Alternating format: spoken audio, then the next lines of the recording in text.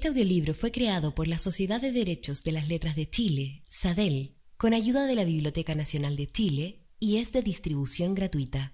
Introducción. La obra que escucharemos a continuación fue compuesta por Lucio Anneo Séneca y traducida por Pedro Fernández Navarrete, edición de Nueva Biblioteca Filosófica, Madrid, 1932. Adaptada por Susana Gasmuristain y Galileo Jubetich Jiménez. El texto fue leído por Pedro Vicuña Navarro y esta introducción por Isidora Ursúa y Nostroza, con la asistencia de María José Fernandino Palomera.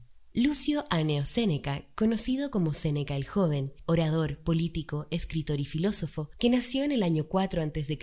en la ciudad de Córdoba en la Hispania romana, la actual ciudad de Córdoba en España, y murió el año 65 después de Cristo en Roma por orden de su antiguo pupilo, el emperador Nerón. De familia noble, sus estudios de retórica le valieron notoriedad y una carrera política que bajo el gobierno imperial estaba supeditada en buena medida a la voluntad del emperador y las intrigas de la corte. El antiguo honor y prestigio que bajo el gobierno republicano los hombres de su clase podían obtener como figuras públicas, en el imperio fue reemplazado por el temor a un destino incierto que respondía a los impulsos irracionales de los poderosos. Esto explica, al menos en parte, su temprana adhesión a la filosofía estoica, que es la que anima esta obra. El estoicismo es una escuela de pensamiento de origen griego, desarrollada en el período helenístico, después de la muerte de Alejandro Magno, y que contiene ciertas trazas de sabiduría oriental. Se trata de una filosofía práctica, es decir, moral, que propone que el universo está regido racionalmente por una inteligencia divina. Los seres humanos, por lo tanto, deben adoptar un modo de vida racional y no dejarse llevar por pasiones y deseos que no pueden controlar. Dicho de otro modo, para alcanzar la felicidad es necesario ser virtuoso, es decir, aceptar racionalmente todo lo que trae el presente sin expectativas guiadas por los deseos, ni temer a la muerte que no tiene realidad, pues al momento de experimentarla ya no podemos sentirla. En Sobre la brevedad de la vida, Séneca se enfrenta al problema del tiempo, su fugacidad y la aparente brevedad de la vida, que parece corta porque, sin entender su esencia, los seres humanos la malgastamos en cuestiones de importancia aparente y no entendemos su verdadero propósito, la felicidad. Séneca cree que la naturaleza nos proporciona el tiempo suficiente para hacer lo que es verdaderamente importante, esto es, vivir el momento presente, dedicándolo a alcanzar una vida plena y virtuosa. De la brevedad de la vida. Capítulo 1. La mayor parte de los hombres, oh Paulino, se queja de la naturaleza culpándola de que nos haya criado para vida tan corta y que el espacio que nos dio de vida corra tan veloz, que son muy pocos aquellos a quienes no se les acaba en medio de las prevenciones para pasarla.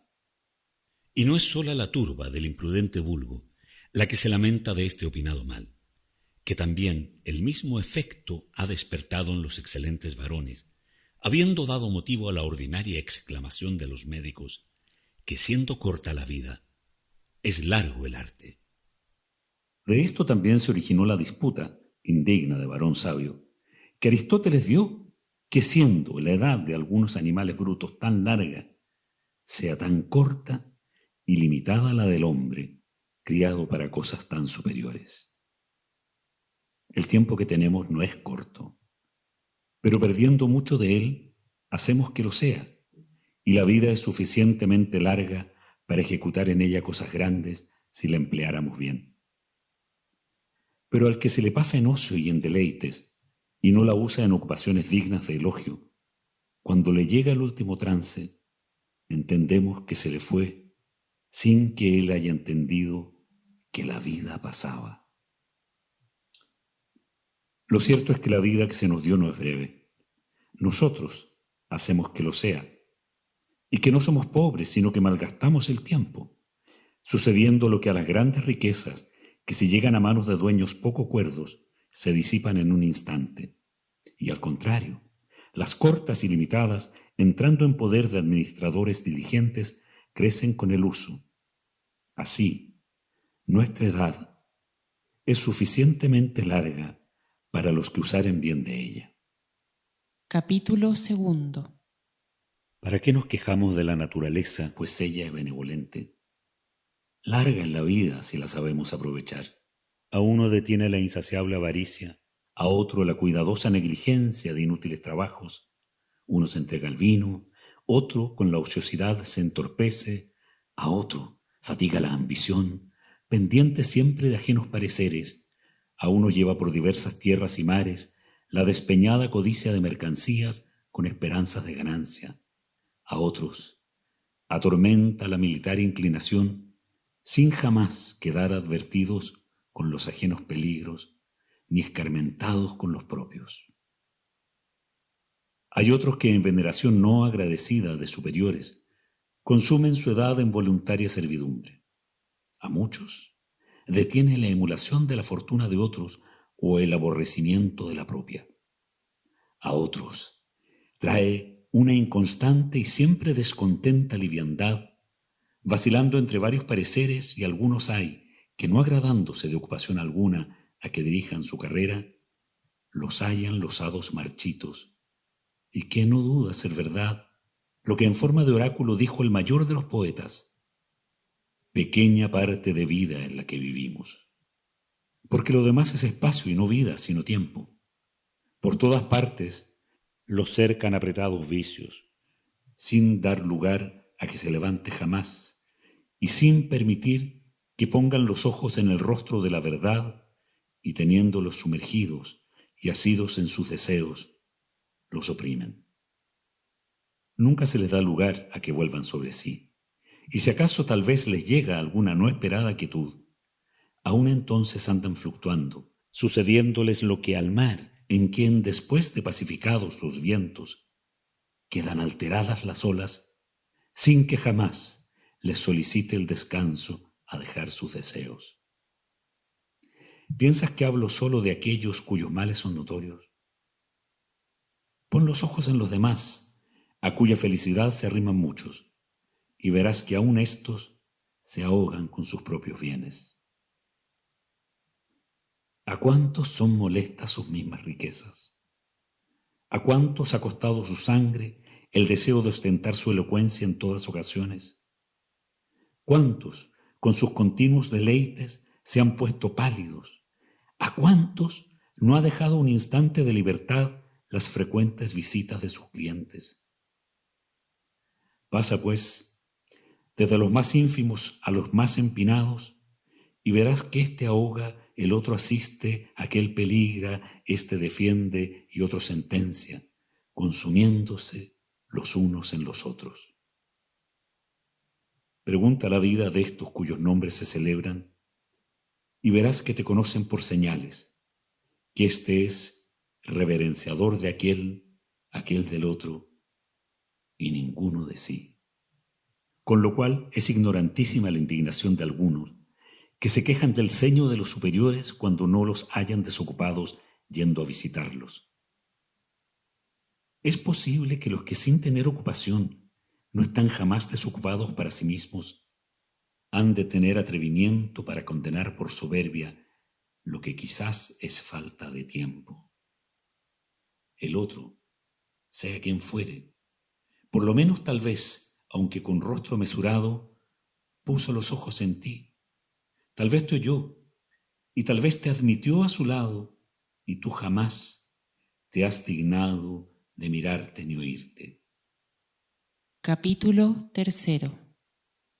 No hay para que cargues a los otros estas obligaciones, pues cuando fuiste a buscarlos, no fue tanto para estar con ellos, sino porque no podías estar contigo.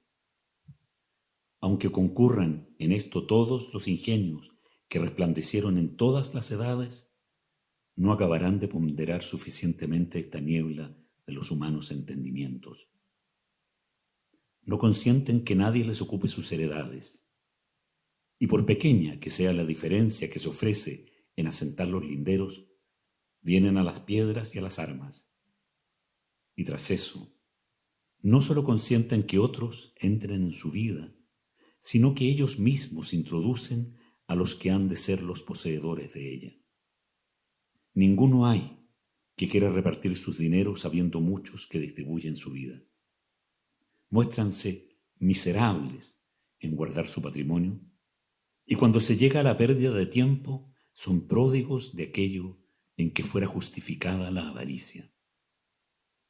Deseo llamar a alguno de los ancianos, y pues tú lo eres, habiendo llegado a lo último de la edad humana, teniendo cerca de 100 años o más, ven acá, llama a cuentas a tu edad. Dime, ¿cuánta parte de ella te consumió el acreedor? ¿Cuánta el amigo? ¿Cuánta la república? ¿Y cuánta tus allegados? ¿Cuánta los disgustos con tu mujer? ¿Cuánta el castigo de los esclavos? ¿Cuánta el apresurado paseo por la ciudad? Junto a esto, las enfermedades tomadas con tus manos. Añade el tiempo que se pasó en ociosidad y hallarás que tiene muchos menos de los que cuentas. Trae a la memoria si tuviste algún día firme determinación y si le pasaste en aquello para que le habías destinado. ¿Qué uso tuviste de ti mismo? ¿Cuándo estuvo en tener estatus? ¿Cuándo el ánimo sin temores? ¿Qué cosa hayas hecho para ti en tan larga edad? ¿Cuántos hayan sido los que te han robado la vida sin entender tú lo que perdías? ¿Cuánto tiempo te han quitado el vano dolor, la ignorante alegría, la hambrienta codicia y la entretenida conversación? Y viendo lo poco que a ti te has dejado de ti, juzgarás que mueres malogrado. Capítulo 4. ¿Cuál pues es la causa de todo esto? El vivir como si hubieras de vivir para siempre, sin que vuestra fragilidad os despierte. No observáis el tiempo que se os ha pasado, y así gastáis de él como de caudal colmado y abundante, siendo posible que el día que tenéis determinado para alguna acción sea el último de vuestra vida. Teméis como mortales todas las cosas, y como inmortales las deseáis. Oirás decir a muchos que llegando a 50 años se han de retirar a la quietud, y que el de 60 les jubilará a todos los oficios y cargos. Dime, cuando esto propones, ¿qué seguridad tienes de más larga vida? ¿Quién te consentirá ejecutar lo que dispones? ¿No te avergüenzas de reservarte para las obras de la vida, destinado a la virtud solo aquel tiempo que para ninguna cosa es de provecho? Oh, cuán tardía acción es comenzar la vida cuando se quiere acabar. Que en ese olvido de la mortalidad es diferir los santos consejos hasta los 50 años, comenzando a vivir en edad a que son pocos los que llegan. A muchos de los poderosos que ocupan grandes puestos, oirás decir que codician la quietud, que la alaban y la prefieren a todos los bienes, que desean, si con seguridad lo pudiesen hacer, bajar de aquella altura. Porque cuando falten males exteriores que les acometan y combatan, la misma buena fortuna se cae de suyo. Capítulo 5. El divino Augusto, a quien los dioses consideran más bienes que a otro alguno, andaba siempre deseando la quietud y pidiéndole descargasen del peso de la república. Todos sus discursos iban dirigidos a prevenir descanso y con este dulce, aunque fingido consuelo de que algún día había de vivir para sí, entretenía sus trabajos. En una carta que escribió al Senado, en que prometía que su descanso no sería apartándose de su dignidad ni desviándose de su antigua gloria, hallé estas palabras: aunque estas cosas se pueden hacer con más gloria que prometerse, pero la alegría de haber llegado al deseado tiempo me ha puesto tan adelante que aunque hasta ahora me detiene el gusto de los buenos sucesos, me recreo y recibo deleite con la dulzura de estas pláticas. De tan grande importancia juzgaba ser la quietud, que ya que no podía conseguirla, se deleitaba en proponerla. Aquel que veía pender todas las cosas de su voluntad y el que hacía felices a todas las naciones, pensaba con gusto en el día en que se había de desnudar de aquella grandeza. Conocía con experiencia cuánto sudor le habían costado aquellos bienes que en todas partes resplandecen, y cuánta parte de encubiertas congojas encierran, habiéndose hallado forzado a pelear, primero con sus compañeros y últimamente con sus deudos, derramando sangre en mar y tierra, acosado por Macedonia, Sicilia, Egipto, Siria y Asia, y casi por todas las demás provincias del orbe. Pasó a batallas externas los ejércitos, cansados de mortandad romana, mientras pacifica los Alpes y doma a los enemigos mezclados en paz y en el imperio.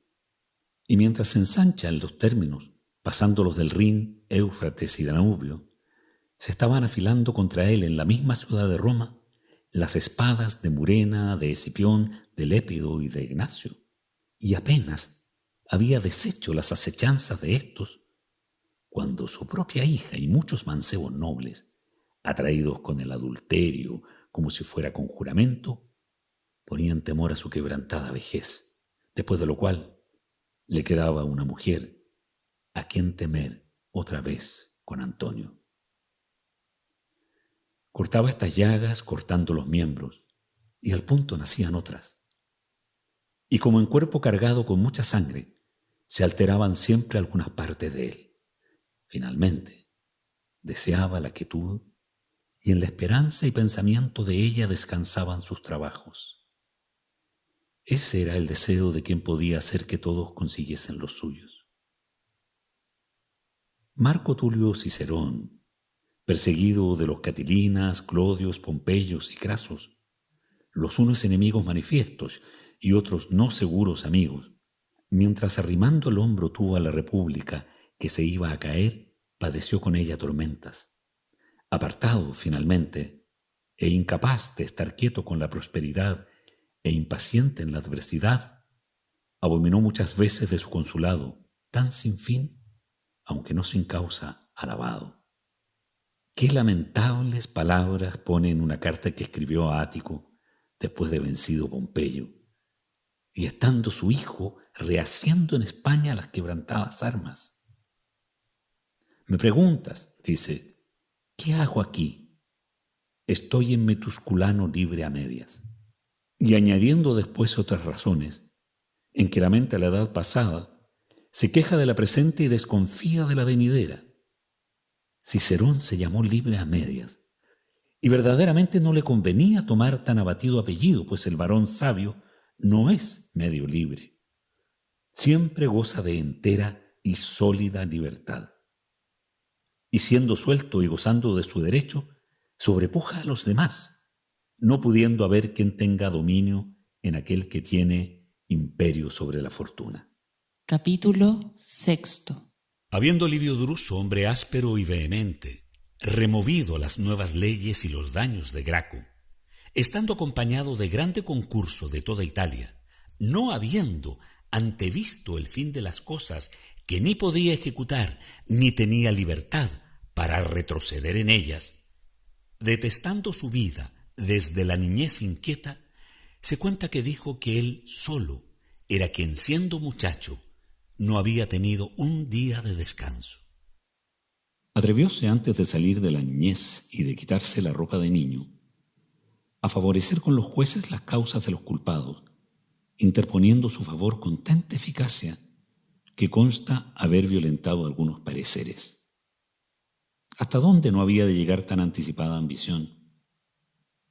Claro está que aquella tan acelerada audacia había de parar en grande mal particular y público. Tarde, pues, se quejaba de que no había tenido un día de quietud, habiendo sido pendenciero desde niño y molesto a los tribunales.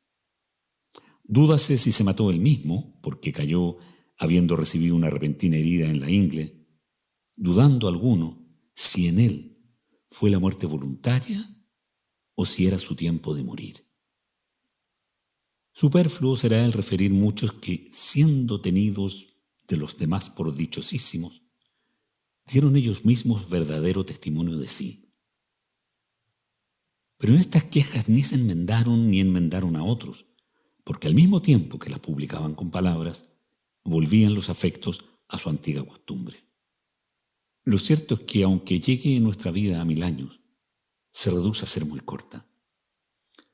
En cada siglo se consumen todas las cosas, siendo forzoso que en este espacio de tiempo, en que aunque corre la naturaleza, la apresura la razón, se nos huya con toda ligereza, porque ni impedimos ni detenemos el curso de la cosa más veloz. Antes, consentimos se vaya como si no fuese necesaria y se pudiese recuperar. En primer lugar pongo aquellos que jamás están desocupados sino para el vino y Venus, porque estos son los más torpemente entretenidos, que los demás que pecan engañados con apariencia de gloria vana, yerran con cubierta de bien.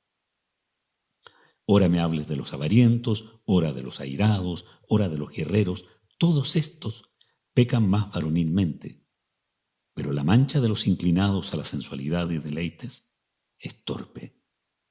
Examina los días de estos, mira el tiempo que se les va en contar, en acechar, en temer, en reverenciar, y cuánto tiempo les ocupan sus cuidados y los ajenos, cuántos los convites, que ya vienen a tenerse por oficio, y conocerás que ni sus males ni sus bienes los dejan respirar. Finalmente, es doctrina comúnmente recibida que ninguna acción de los ocupados en estas cosas puede ser acertada, ni la elocuencia ni las artes liberales, porque el ánimo estrechado no es capaz de cosas grandes, antes las desecha como impuestas sobre él, y el hombre ocupado en ninguna cosa tiene menor dominio que en su vida, por ser dificultosísima la ciencia de vivir. Capítulo 7. De las demás artes, dondequiera se encuentran muchos profesores, y algunas hay que aún los muy niños las han aprendido de modo que las pudieran enseñar. Mas el arte de vivir, toda la vida se ha de ir estudiando. Y lo que más se debe ponderar es que toda ella se ha de gastar en aprender a morir. Muchos grandes varones, habiendo dejado todos los embarazos, renunciando a las riquezas, oficios y entretenimientos, no se ocuparon en otra cosa hasta el fin de su vida, sino en el arte de saber vivir. Y muchos de ellos murieron confesando que aún no habían llegado a conseguirla. ¿Cómo pues la sabrán los que no la estudian? Créeme que es de hombres grandes, y sobrepujar a los humanos errores, no consentir que se les usurpe un instante de tiempo, con lo cual viene a ser larguísima su vida, porque todo lo que ella se extendió fue para ellos, no consintiendo hubiese cosa ociosa y sin cultivar. No entregaron parte alguna al ajeno dominio, porque no hallaron equivalente recompensa con que permutar el tiempo, y así fueron vigilantísimos guardadores de él, con lo cual les fue suficiente. Al contrario, es forzoso les falte a los que el pueblo ha quitado mucha parte de la vida. Y no entiendas que éstos dejan de conocer que de aquella causa les procede este daño. A muchos de estos, a quien la grande felicidad fatiga, oirás exclamar entre la agobia de sus clientes, o en el despacho de los negocios, o en las demás honrosas miserias, que no le es permitido vivir. ¡Qué maravilla que no se les permita! Todos aquellos que se te allegan te apartan de ti. ¿Cuántos días te quitó el acusado? ¿Cuántos el pretendiente? ¿Cuántos la vieja cansada de enterrar herederos? ¿Cuántos el que se fingió enfermo para despertar la avaricia de los que codician su herencia? ¿Cuántos el amigo poderoso que te tiene no para amistad, sino para ostentación? Haz, te ruego, un examen y cuenta los días de tu vida, y verás cuán pocos y desechados han sido los que has tenido para ti. El otro, que llegó a conseguir el consulado que tanto pretendió, desea dejarlo y dice: ¿cuándo se acabará este año?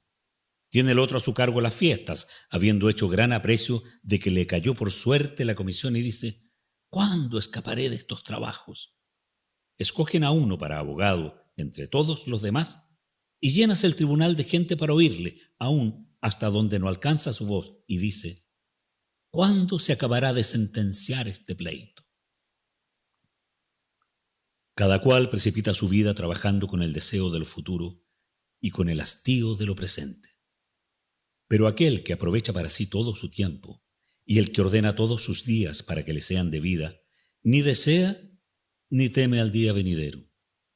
Porque ¿qué cosa le puede acarrear que le sea disgusto? conoce suficientemente todas las cosas. En lo demás, disponga la fortuna como quisiere, que ya la vida de éste está en puerto seguro. Podrásele añadir algo, pero quitar no, sucediéndole lo que al estómago, que estando satisfecho y no cargado, admite algún manjar sin haberle apetecido. Capítulo 8. No juzgues, pues, que alguno ha vivido mucho tiempo por verle con canas y con arrugas, que aunque ha estado mucho tiempo en el mundo, no ha vivido mucho. Dirás tú por ventura que navegó mucho aquel que, habiendo salido del puerto, le trajo la cruel tempestad de una parte a otra, y forzado de la furia de encontrados vientos, anduvo dando bordos en un mismo paraje. Este, aunque padeció mucho, no navegó mucho. Suélome admirar cuando veo a algunos que piden tiempo y que los que le han de dar se muestran fáciles.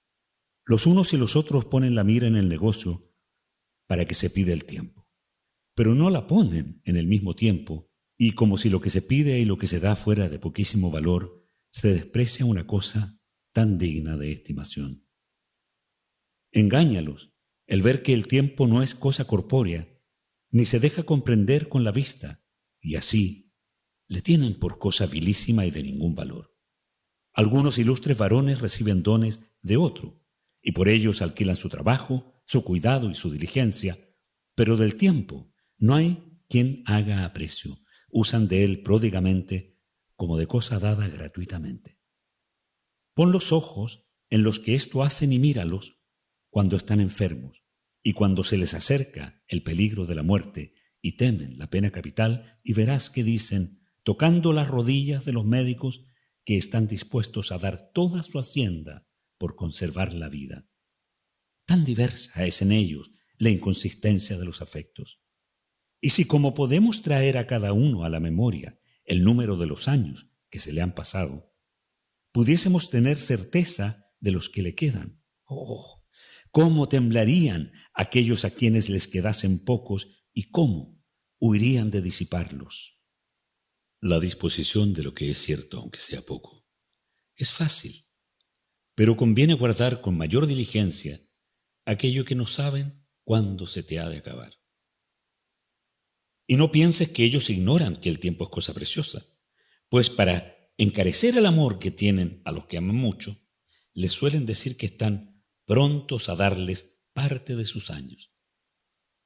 Lo cierto es que, sin entenderlo, se los dan, pero danlos, quitándoselos a sí mismos, sin sumar a los años de sus seres queridos. Pero como ignoran lo que pierden, viéneles a ser más tolerable la pérdida del no entendido daño. No hay quien pueda restituirte los años, y ninguno te restituirá a ti mismo. La edad proseguirá el camino que comenzó sin volver atrás ni detenerse. No hará ruido, ni te advertirá de su velocidad. Pasará con silencio, no se prorrogará por mandado de los reyes, ni por el favor del pueblo. Correrá desde el primer día como se le ordenó. En ninguna parte tomará posada ni se detendrá. ¿Qué se seguirá de esto?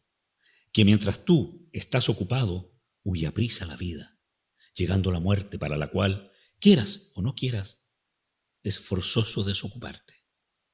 Capítulo 9. ¿Puede haber algo más estúpido que aquellos que se jactan de buen juicio? Se mantienen siempre ocupados para vivir mejor, se pasan la vida preparándose para vivir y extienden los pensamientos a término largo, consistiendo la mayor pérdida de la vida en la dilación. Ella nos saca de las manos el primer día, ella nos quita las cosas presentes mientras nos está ofreciendo las futuras, siendo gran estorbo para la vida la esperanza que pende de lo que ha de suceder mañana. Pierdes lo presente y disponiendo de lo que está en las manos de la fortuna, dejas lo que está en las tuyas. ¿A dónde pones la mira? ¿Hasta dónde te extiendes?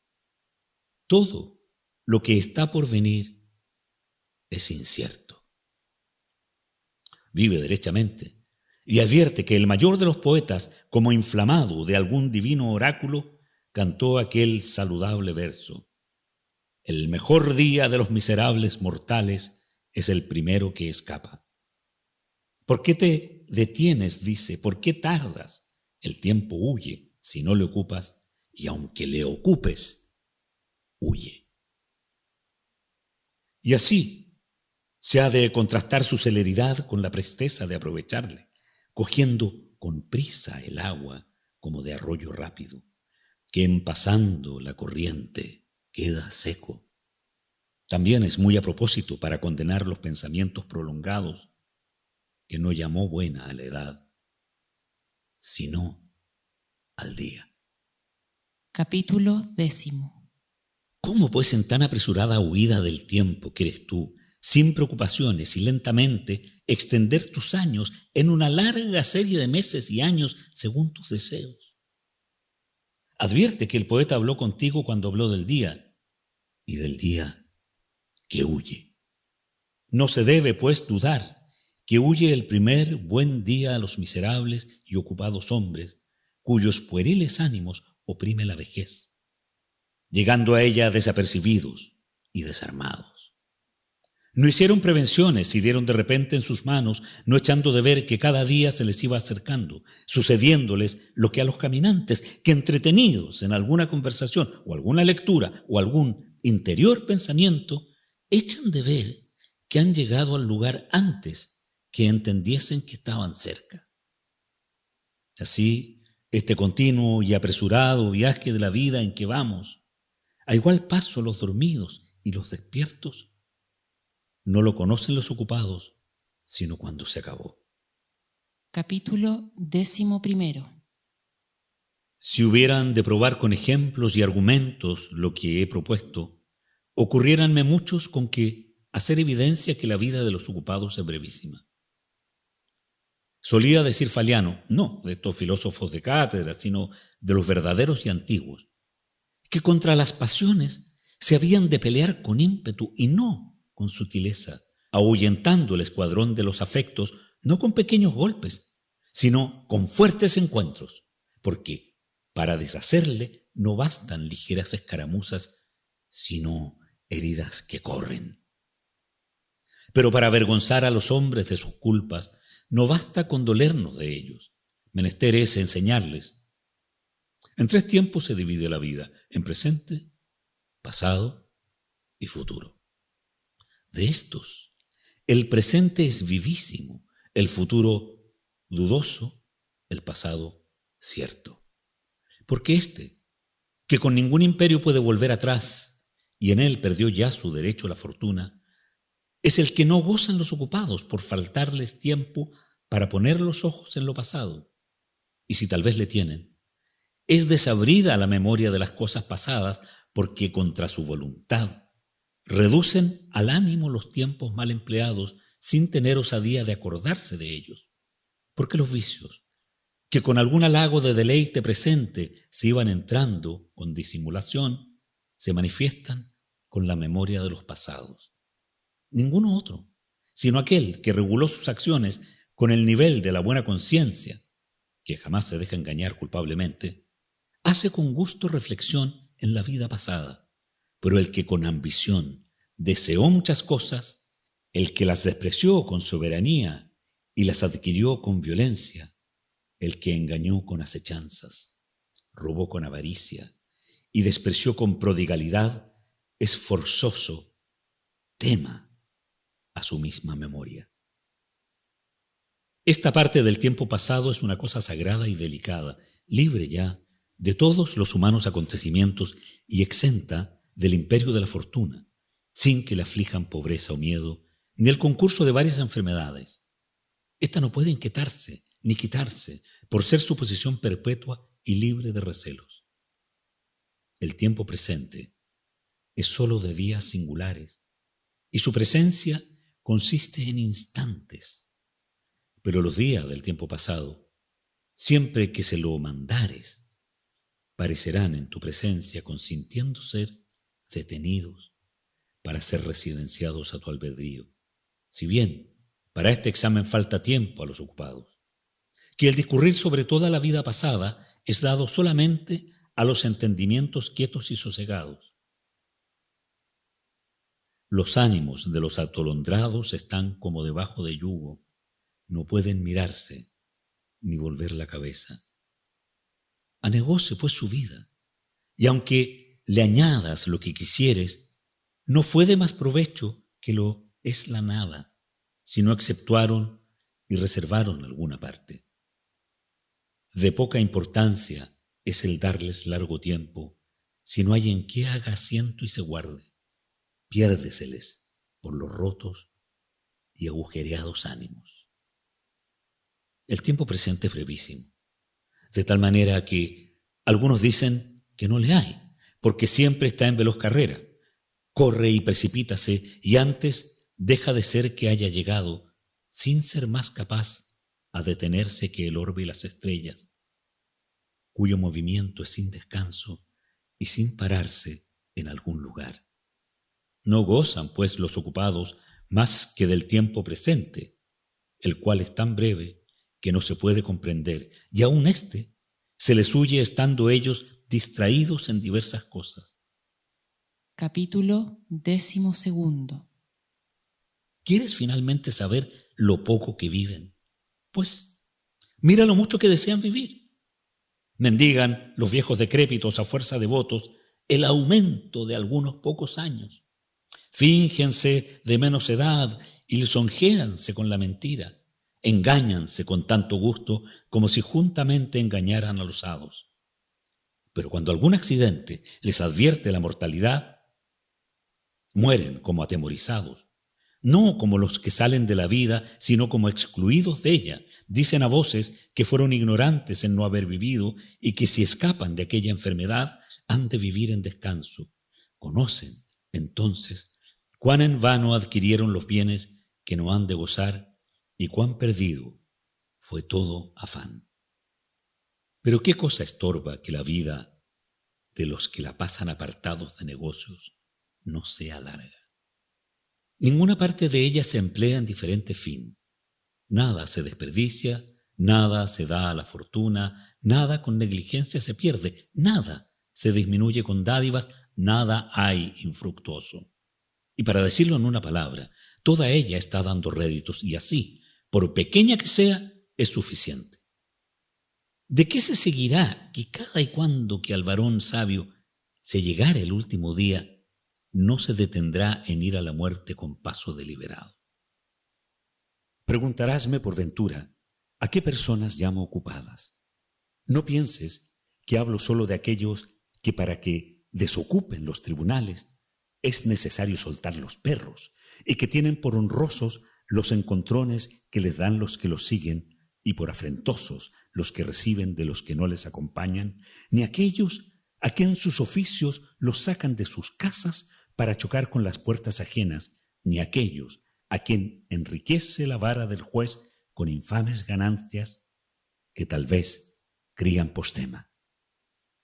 El ocio de algunos está ocupado en su aldea o en cama, pero en medio de la soledad, aunque se apartaron de los demás, ellos mismos se son molestos. Y así, de estos no hemos de decir que tienen vida descansada, sino ocupación ociosa. Capítulo 13. Llamarás tú desocupado al que gasta la mayor parte del día en limpiar con cuidadosa solicitud los vasos de Corinto, estimado por la locura de algunos, y en quitar el orín a las mohosas medallas. Al que sentado en el lugar de las luchas está mirando las pendencias de los mozos, porque ya, grave mal. No solo enfermamos con vicios romanos. Al que está apareando los rebaños de sus esclavos, dividiéndolos por edades y colores, y al que banquetea a los que vencen en la lucha. ¿Por qué llamas descansados a aquellos que pasan muchas horas con el barbero mientras les corta el pelo que creció la noche pasada, y mientras se hace la consulta sobre cualquier cabello y mientras las esparcidas guedejas se vuelven a componer o se compele a los desfiados pelos que de una y otra parte se junten para formar copete. Por cualquier descuido del barbero se enojan como si fueran varones. Enfurécense si se les cortó un átomo de sus crines o si quedó algún cabello fuera de orden y si no entraron todos en los rizos. ¿Cuál de estos no quiere más que se descomponga la paz de la República que la compostura de su cabello? ¿Cuál no anda más solícito en el adorno de su cabeza que en la salud del imperio, preciándose más de lindo que de honesto? ¿A estos llamas tú desocupados, estando tan ocupados entre el peine y el espejo? Pues, ¿qué dirás de aquellos que trabajan en componer, oír y aprender tonos, mientras con quiebras de necísima melodía violentan la voz que naturaleza les dio con un corriente claro, bueno y sin artificio? Aquellos cuyos dedos midiendo algún verso están siempre haciendo son. Aquellos que, llamados para cosas graves y tristes, se les oye una tácita música. Todos estos no tienen ocio, sino perezoso negocio.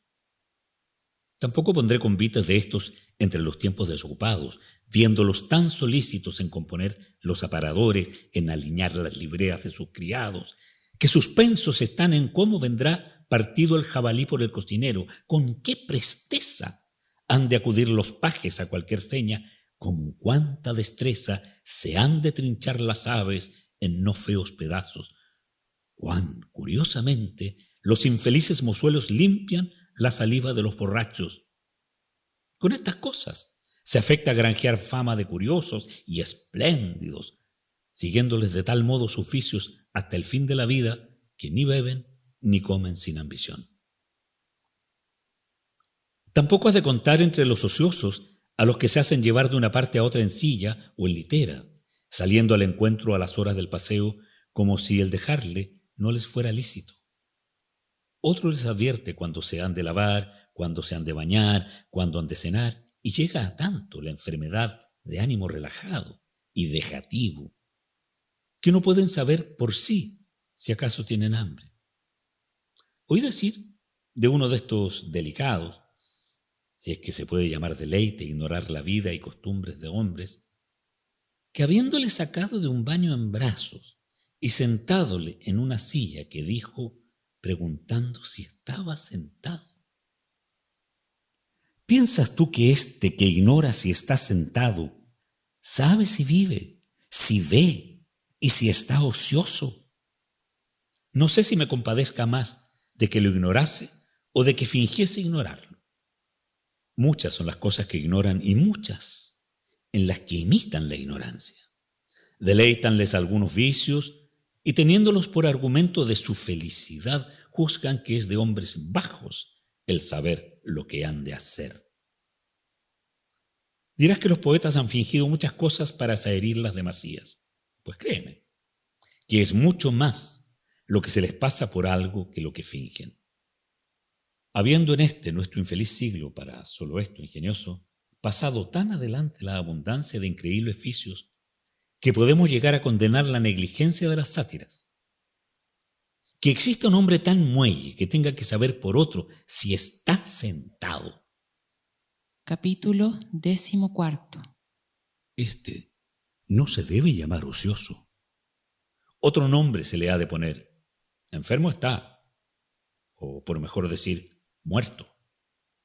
Ocioso es el que conoce su ocio, pero el que para entender sus acciones corporales necesita de quien se las advierta.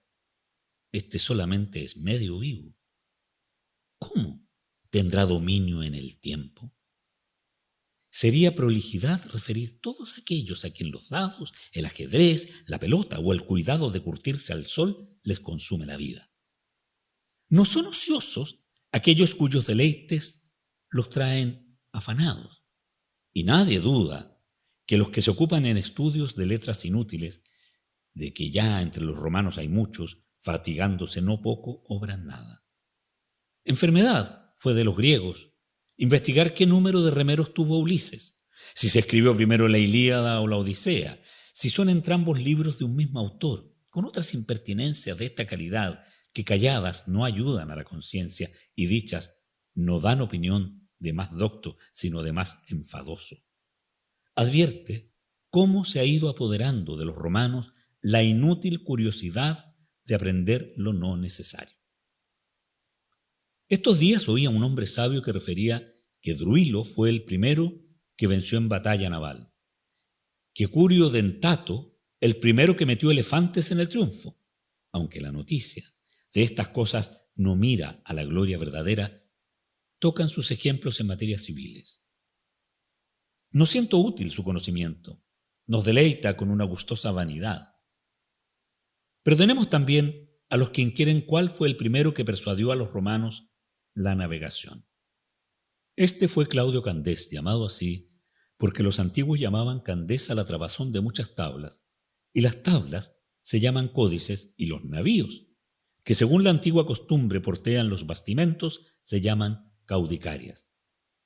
Permítase asimismo saber que Valerio Corvino fue el primero que se apoderó de Mesina y el primero que de la familia de los Valerios se llamó Mesana, tomando el nombre de la ciudad rendida, y que mudando el vulgo poco a poco las letras, se vino a llamar Mesala. ¿Permitirás, por ventura, averiguar si fue Lucio Sila el primero que dio en el coso leones sueltos, habiendo sido costumbre hasta entonces darlos atados, y que el rey Boco envió flecheros que los matasen? Permítase también esto, pero ¿qué fruto tiene el saber que Pompeyo fue el primero que metió en el Coliseo 18 elefantes que peleasen en modo de batalla con los hombres delincuentes? El príncipe de la ciudad y el mejor de los príncipes, como publica la fama, siendo de perfecta bondad, tuvo por fiestas dignas de memoria matar por nuevo modo los hombres. ¿Pelean? Poco es. ¿Despedázanse? Poco es. Quedan oprimidos con el grave peso de aquellos animales. Harto mejor fuera que semejantes cosas se olvidaran, porque no hubiera después algún hombre poderoso que aprendiera y envidiara tan inhumana vanidad. Capítulo 15. Qué grande ceguera pone a los humanos entendimientos la grande felicidad. Juzgo aquel que entonces se empinaba sobre la naturaleza cuando exponía tanta muchedumbre de miserables hombres a las bestias nacidas debajo de otros climas, cuando levantaba guerras entre tan desiguales animales, cuando derramara mucha, y él mismo después, engañado por la maldad alejandrina, se entregó a la muerte por mano de un vil esclavo, conociéndose entonces la vana jactancia de su sobrenombre. Pero volviendo al punto del que me alejé, mostraré en otra materia la inútil diligencia de algunos. Contaba este mismo sabio que triunfando Metelo de los cartagineses, vencido en Sicilia, fue solo entre los romanos el que llevó delante el carro 120 elefantes cautivos. Que Sila fue el último de los romanos que extendió la ronda de los muros, no habiendo sido costumbre de los antiguos alargarla cuando se adquiría nuevo campo en la provincia, sino cuando se ganaba en Italia. El saber esto es de más provecho que averiguar si el monte Aventino está fuera de la ronda, como este mismo afirmaba, dando dos razones: o porque la plebe se retiró a él, o porque consultando Remo en aquel lugar los augurios, no halló favorables las aves, diciendo otras innumerables cosas que o son fingidas o semejantes a ficciones. Porque aunque les concedas, escriban estas cosas con buena fe y con riesgo de su crédito, dime, ¿qué culpas se enmendarán con esta doctrina? ¿Qué deseos enfrena? ¿A quién hace más fuerte, más justo y más liberal? Solía decir Fabiano que dudaba si era mejor abstenerse de todo estudio que enredarse en estas averiguaciones.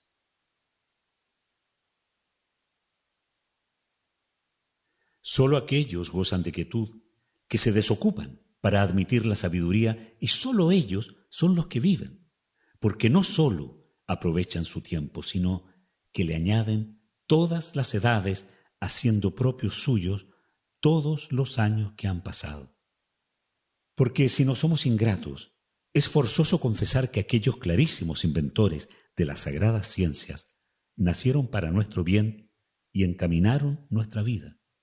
Con trabajo ajeno, somos adiestrados al conocimiento de cosas grandes sacadas de las tinieblas a la luz.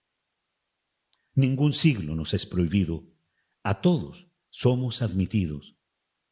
Y si con la grandeza de ánimo quisiéramos salir de los estrechos límites de la imbecilidad humana, habrá mucho tiempo en que poder espaciarnos. Podremos disputar con Sócrates, dificultar con Carneades, aquietarnos con Epicuro, vencer con los estoicos la inclinación humana, adelantarla con los cínicos y andar juntamente con la naturaleza en compañía de todas las edades. ¿Cómo, pues, en este breve y caduco tránsito del tiempo, no nos entregamos de todo corazón en aquellas cosas que son inmensas y eternas y se comunican con los mejores? Estos, que andan pasando de un oficio en otro, inquietando así y a los demás, cuando hayan llegado a lo último de su locura y cuando hayan visitado cada día los umbrales de todos los ministros y cuando hayan entrado por todas las puertas que hallaron abiertas, cuando hayan ido por diferentes casas, haciendo sus interesadas visitas, ¿a cuántos podrán ver en tan inmensa ciudad divertida en varios deseos? ¿Qué de ellos encontrarán cuyo sueño, cuya lujuria o cuya descortesía los desechen? ¿Cuántos que después de haberles atormentado con hacerles esperar, se les escapan con una fingida prisa? ¿Cuántos que por no salir por los pórticos, colmados por sus clientes, huirán por las secretas puertas falsas como si no fuera mayor inhumanidad engañar que despedir? ¿Cuántos soñolientos y pesados con la embriaguez contraída la noche antes, con un arrogante bostezo, abriendo apenas los labios, pagarán a los miserables que perdieron su sueño por guardar el ajeno las salutaciones infinitas veces repelidas? Solos aquellos, podemos decir, están detenidos en verdaderas ocupaciones que se precian tener continuamente por amigos a Zenón, a Pitágoras, a Demócrito, a Aristóteles y Teofrasto, y los demás varones eminentes en las buenas ciencias. Ninguno de estos estará ocupado, ninguno dejará de enviar más dichoso y más amador de sí al que viniera a comunicarlos, ninguno de ellos consentirá que los que comunicaren salgan con las manos vacías. Abierta tienen la puerta día y noche a todos los mortales. Ninguno de ellos te forzará a la muerte y todos ellos te enseñarán a morir. Ninguno hollará tus años, antes te contribuirán de los suyos. Ninguna conversación suya te será peligrosa. No será culpable su amistad ni costosa su veneración. Capítulo 16. De su comunicación sacarás el fruto que quisieres, sin que por ellos quede el que consigas más cuanto más sacares. ¡Qué felicidad y qué honrada vejez espera al que se puso debajo de la protección de ésta!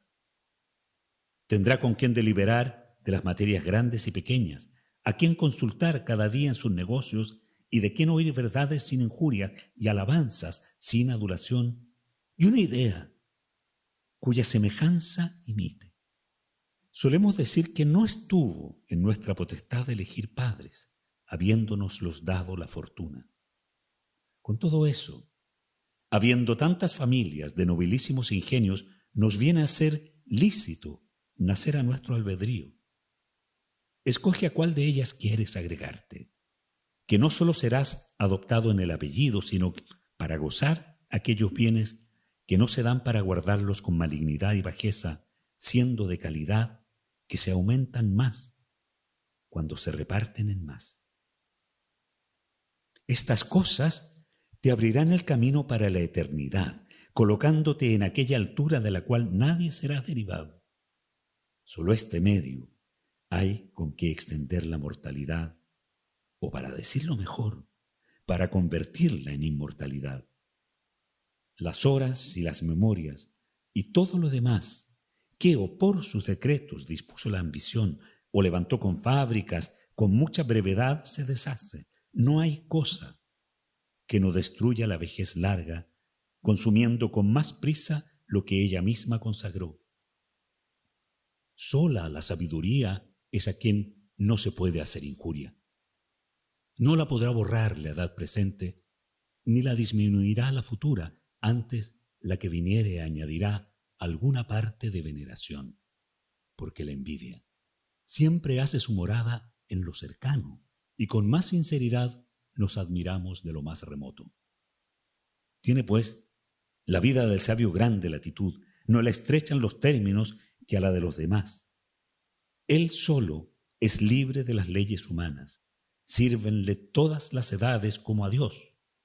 Comprende con la recordación el tiempo pasado, aprovéchase del presente y dispone el futuro, con lo cual la unión de todos los tiempos hace que sea larga su vida, siendo muy corta y llena de congojas la de aquellos que se olvidan de lo pasado, no cuidan de lo presente y temen lo futuro. Y cuando llegan a sus postrimerías, conocen tarde los desdichados, que estuvieron ocupados mucho tiempo en hacer lo que en sí es nada. Capítulo 17.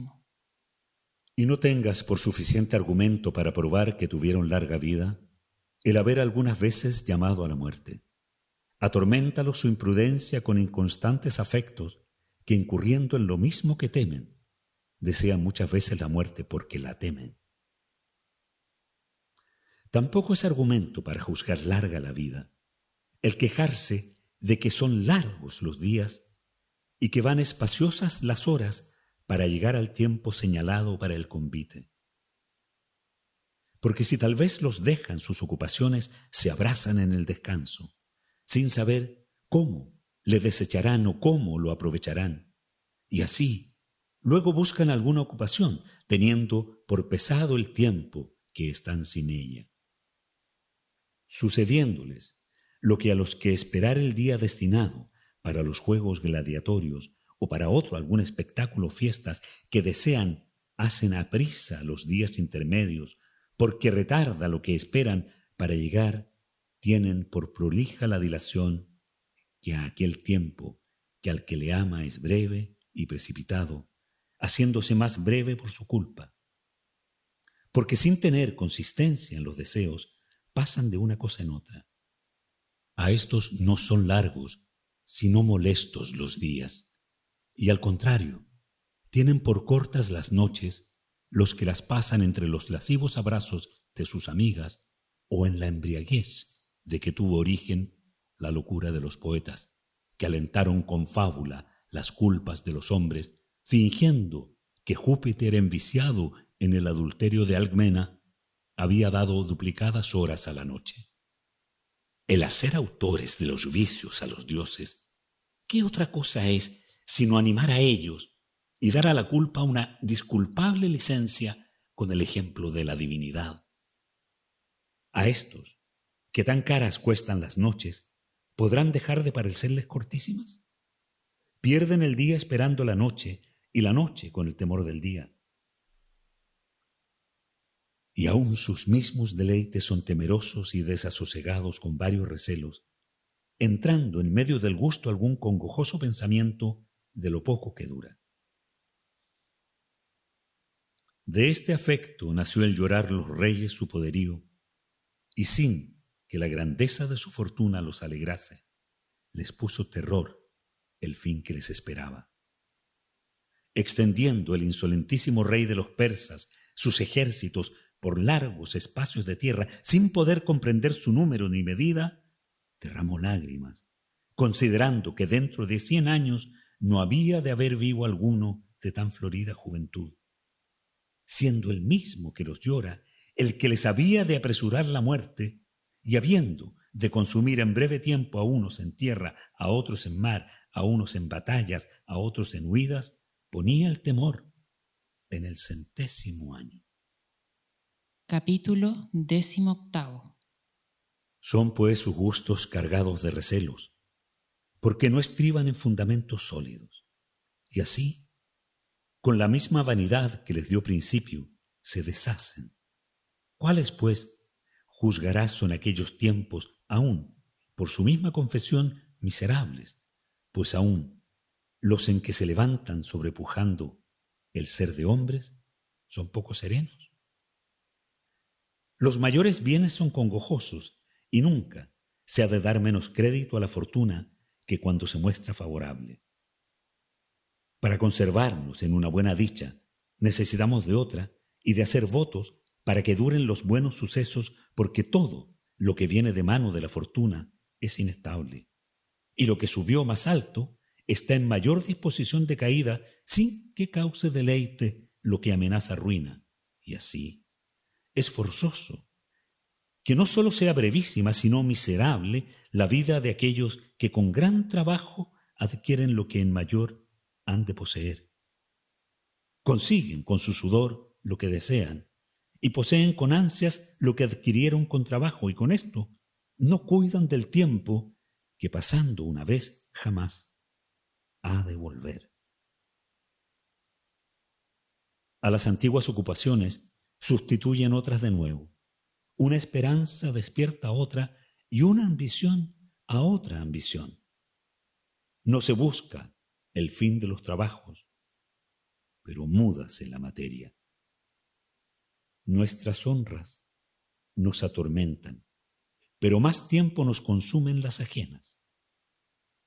Acábase el trabajo de nuestra pretensión y comenzamos el de las intercesiones. Dejamos la molestia de ser fiscales y conseguimos la de ser jueces. Acabóse la judicatura, pasa a contador mayor. Envejeció siendo mercenario procurador de haciendas ajenas y hállase embarazado con la propia. Dejó a Mario la milicia y ocupóle el consulado. Solicita Quincio el huir de la dictadura y sacaránle para ella desde el arado. Irá Escipión a las guerras de África sin madura de edad para tan grande empresa. Volverá vencedor de Aníbal y de Antíoco. Será honor de su consulado y fiador del de su hermano. Y si él no lo impidiere, le harán igual a Júpiter, y a éste, que era el amparo de la patria, acosarán civiles sediciones. Y al que supo en la juventud desechar los debidos honores, le deleitará en la vejez la ambición de un pertinaz destierro. Nunca han de faltar causas de cuidado, ora felices, ora infelices. Con las ocupaciones se cierra la puerta, deseándose siempre, sin llegar a conseguirse. Capítulo 19. Desvíate, pues, oh clarísimo Paulino, del vulgo, y recógete a más seguro puerto, y no sea como arrojado por la vejez. Acuérdate de los mares que has navegado, las tormentas propias que has padecido y las que, siendo públicas, has hecho tuyas. Suficientes muestras han dado tu virtud en inquietas y trabajosas ocasiones. Experimenta ahora lo que hace en la quietud. Justo es hayas dado a la República la mayor y mejor parte de la edad. Toma también para ti alguna parte de tu tiempo. Y no te llamo a perezoso y holgazán descanso, ni para que sepultes tu buena inclinación en sueño, ni en deleites estimados del vulgo, que eso no es aquietarse. Hallarás retirado y seguro ocupaciones más importantes que las que hasta ahora has tenido.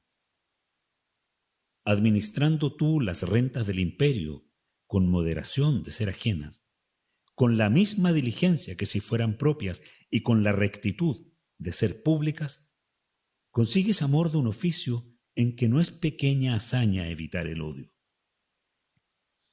Pero créeme que es más seguro el estar enterado de la cuenta de tu vida que de las del depósito del trigo público.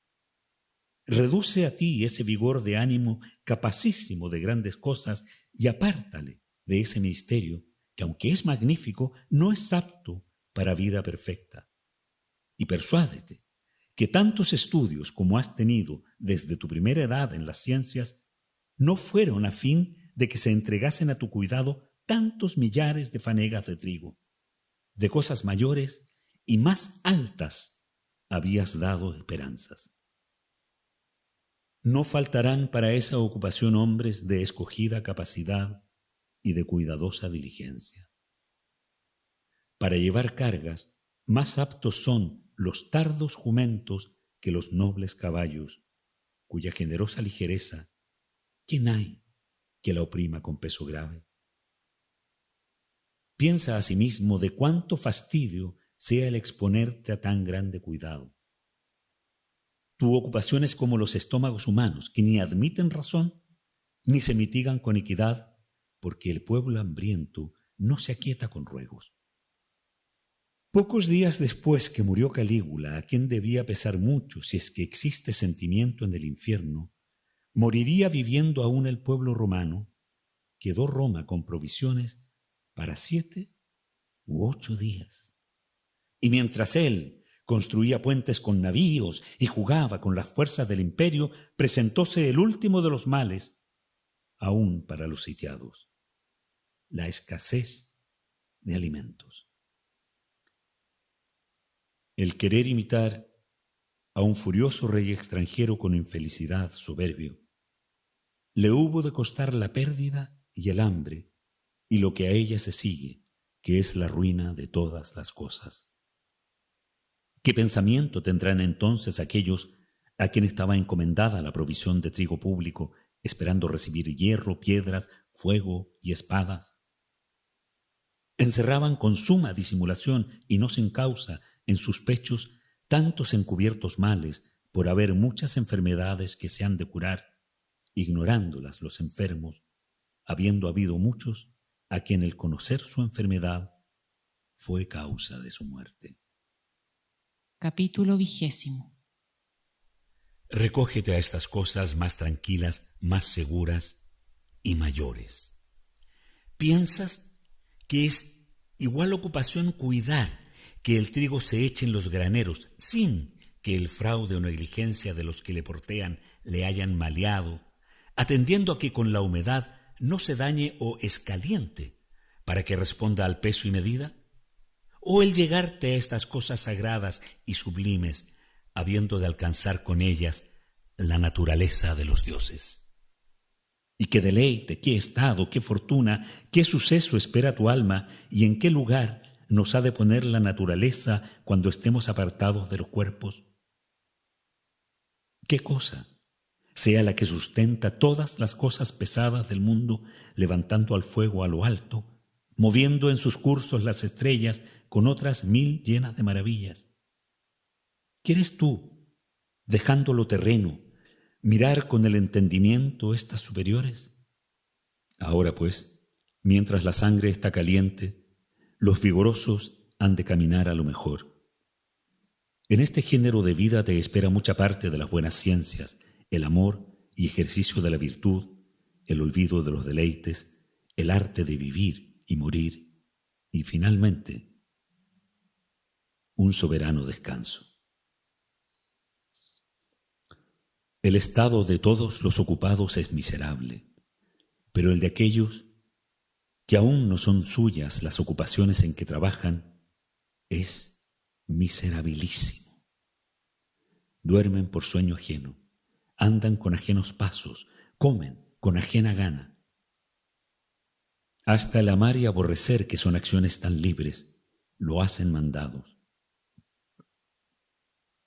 Si éstos quisieran averiguar cuán breve es su vida, consideren qué parte ha sido suya. Cuando vieres, pues, a los que van pasando de una en otra judicatura, ganando opinión en los tribunales, no les envidies. Todo eso se adquiere para pérdida de la vida y para que solo se cuente el año de su consulado. Destruirán todos sus años. A muchos desamparó la edad, mientras trepando a la cumbre de la ambición, luchaban con los principios. A otros, después de haber arribado por 1000 indignidades a las dignidades supremas, les llega un miserable desengaño de que todo lo que han trabajado ha sido para el epitafio del sepulcro. A otros desamparó la cansada vejez, mientras como juventud se dispone entre graves y perversos intentos para nuevas esperanzas. Capítulo 21. Torpe es aquel a quien, estando en la edad mayor, coge la muerte ocupado en negocios de no conocidos litigantes, procurando las lisonjas del ignorante vulgo. Y torpe, aquel que antes, cansado de vivir que de trabajar, murió entre sus ocupaciones. Torpe el enfermo, de quien por verle ocupado en sus cuentas se ríe el ambicioso heredero. No puedo dejar un ejemplo que se me ocurre. Hubo un viejo llamado Turanio, de puntual diligencia, y habiéndole Calígula jubilado en oficio de procurador, sin haberlo él pedido, por ser de más de 90 años, se mandó echar en la cama y que su familia le llorase como muerto. Lloraba, pues, toda la casa el descanso de su viejo dueño, y no cesó la tristeza hasta que se le restituyó a aquel su trabajo. Tanto se estima el morir en ocupación. Muchos hay de esta opinión, durando en ellos más el deseo que la potencia. Para trabajar pelean con la imbecilidad de su cuerpo, sin condenar por pesada a la vejez por otro algún título más de porque los aparta del trabajo. La ley no compele al soldado en pasando de 50 años, ni llama al senador en llegando a 60. Más dificultosamente alcanzan los hombres de sí mismos el descanso que de la ley. Y mientras que son llevados o llevan a otros, y unos a otros se roban la quietud, haciendo los unos a los otros alternadamente miserables, pasan una vida sin fruto, sin gusto y sin ningún aprovechamiento del ánimo. Ninguno pone los ojos en la muerte, todos alargan las esperanzas y algunos disponen también lo que es, para después de la vida, grandes máquinas de sepulcros, epitafios en obras públicas, ambiciosas dotaciones para sus exequias. Ten por cierto que las muertes de estos se pueden reducir a hachas y cirios como entierro de niños.